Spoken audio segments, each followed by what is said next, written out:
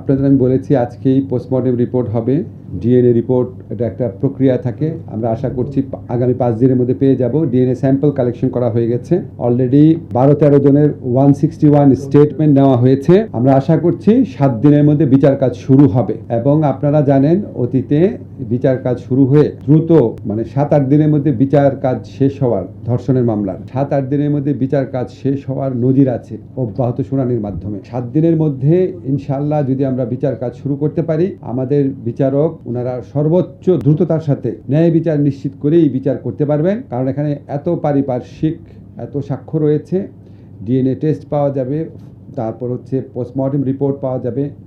ফলে আমরা আশা করছি খুব দ্রুততম সময়ে এই মামলার বিচার হবে এবং ইনশাআল্লাহ দোষী সাব্যস্ত হলে দৃষ্টান্তমূলক শাস্তি হবে। এর পাশাপাশি আপনাদেরকে আরেকটা জিনিস জানাতে চাই, গত 2 দিন আমি বলেছি যে আমরা একটা নতুন আইন করছি। নতুন আইনের প্রাথমিক ড্রাফট হয়েছে। আপনারা জানেন অনেক স্টেক হোল্ডার আছে, ওনাদের সাথে কনসালটেশন করতে হয়। আমরা আশা করছি এই আগামী রোববার বা খুব দেরি হলে সোমবার, আশা করছি রোববারই আমরা নতুন আইন প্রণয়ন করে ফেলবো।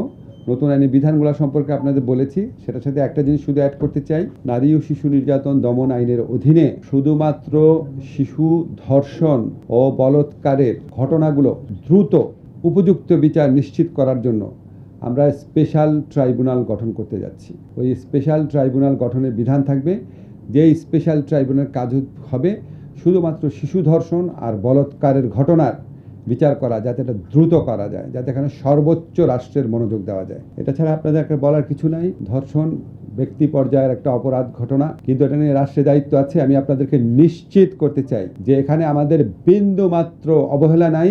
আপনারা দেখেছেন সাথে সাথে অপরাধীদেরকে গ্রেফতার করা হয়েছে, পরের দিন ডিএনএ স্যাম্পল গ্রহণ করা হয়েছে। আজকে আমাদের এই মর্মান্তিক খবর পাওয়ার পর ডাক্তাররা সময় বাঁচানোর জন্য নিজেরা সিএমএইচে গিয়ে দ্রুততম সময়ে পোস্টমর্টেম করার সিদ্ধান্ত নিয়েছেন। আমরা আমাদের দায়িত্ব পালন করব। এই ধরনের জঘন্য ঘটনা ঘটে গেলে মানুষের মন দুঃখ বেদনায় ভরে ওঠে। আমরাও মানুষ, আমাদের মনও দুঃখ বেদনায় ভরে আছে। আমাদের কর্তব্য কর্মে কোনো রকম অবহেলা হবে না। কিন্তু আপনাদের কাছে অনুরোধ, এই ইস্যুকে কেন্দ্র করে যারা দেশে নৈরাজ্য সৃষ্টি করতে চায়, আপনারা তাদের দিকে লক্ষ্য রাখবেন।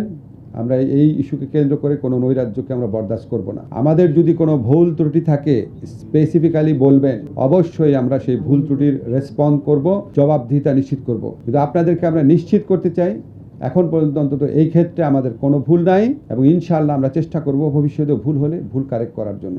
গতকাল আপনাদেরকে একটা এক্সাম্পল আমরা বলেছি যে একটা শিশু ধর্ষণ মামলাতে একজনের যাবজ্জীবন কারাদণ্ড হয়েছিল, তাকে যখন হাইকোর্ট জামিন দিয়েছে, আমরা সরকারের পক্ষ থেকে, আইন মন্ত্রণালয়ের পক্ষ থেকে অ্যাটর্নি জেনারেল অফিসের মাধ্যমে আপিলের ডিভিশনে আবেদন করেছিলাম, তার জামিনটাও বাতিল হয়েছে। আমরা এই ক্ষেত্রে জিরো টলারেন্স তো পুরনো কথা। আপনাদের শুধু একটা জিনিস জানিয়ে রাখি যে আমাদের এই উপদেষ্টা মণ্ডলীতে এমন মানুষ আছেন যারা দীর্ঘদিন নারী এবং শিশুদের অধিকার রক্ষার জন্য আন্দোলন করেছেন অথবা মানব অধিকারের জন্য আন্দোলন করেছেন। আপনারা যতটা বেদনার্ত হন, আমরা যদি উপদেষ্টা পরিষদে আমাদের যে আলোচনা হয়, তখন যদি আপনারা আমাদের বেদনা, কষ্ট, ধর্ষকের প্রতি, ধর্ষণ কাজের প্রতি আমাদের তীব্র ঘৃণা ও রাগ, সেটা যদি আমি আপনাদের দেখাতে পারতাম, বুঝতে পারতেন যে আপনাদের সবার মতো আমরাও একইভাবে সংক্ষুব্ধ, একইভাবে মর্মাহত। এবং পার্থক্য হচ্ছে আমাদের যেহেতু ব্যবস্থা নেওয়ার স্কোপ রয়েছে, আমরা অবশ্যই সকল রকম ব্যবস্থা নিচ্ছি। এর বাইরেও যদি আপনাদের সাজেশন থাকে, যে কোনো সময় আমাদের সাথে, কালকে আমাদের মেয়েদের একটা দল এসে আলোচনা করেছে, এর বাইরেও যদি আপনাদের মনে হয় যে আরও কোনো প্রস্তাব আছে, আপনারা আমাদেরকে জানাবেন, সুনির্দিষ্ট প্রস্তাব জানাবেন। কিন্তু এই ব্যাপারকে কেন্দ্র করে দেশে যারা অন্য নাগরিকদের জন্য ভোগান্তি সৃষ্টি করছে, যারা অস্থিতিশীল পরিবেশ তৈরি করতে চায়, তাদের দিকেও আপনারা নজর রাখবেন। আমরা সবাই আসিয়ার জন্য দোয়া করব, আমরা সবাই এই বিচারের জন্য অপেক্ষা করব। আসিয়ার ঘটনা তো বিচার শুরু হয়ে যাবে, এর মধ্যে স্পেশাল ট্রাইব্যুনালটা করা হবে অন্যান্য ধর্ষণের কাজে দ্রুত বিচারের জন্য। স্পেশাল ট্রাইব্যুনাল গঠিত হতে হতে আসিয়ার বিচার শুরু হয়ে যাবে এবং আসিয়ার বিচার আমরা আশা করছি নিরবচ্ছিন্ন শুনানির মাধ্যমে হবে। দেখে এখানে আর স্পেশাল ট্রাইব্যুনাল দরকার হবে না। সব বিচার রাষ্ট্র করতে পারে না, কিন্তু কিছু কিছু দৃষ্টান্ত স্থাপন করতে হয়।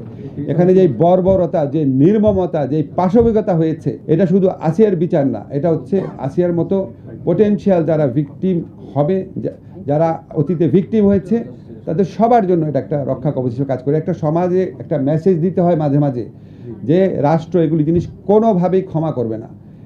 এগুলি শুধু আসিয়ার বিরুদ্ধে অপরাধ না, এটা হচ্ছে আমাদের সমস্ত কালেকটিভ যে মনোজগৎ আছে, আমাদের যে কালেকটিভ কালচার আছে, আমাদের যে একটা আত্মমর্যাদা বোধ আছে, এটার প্রতি অপরাধ।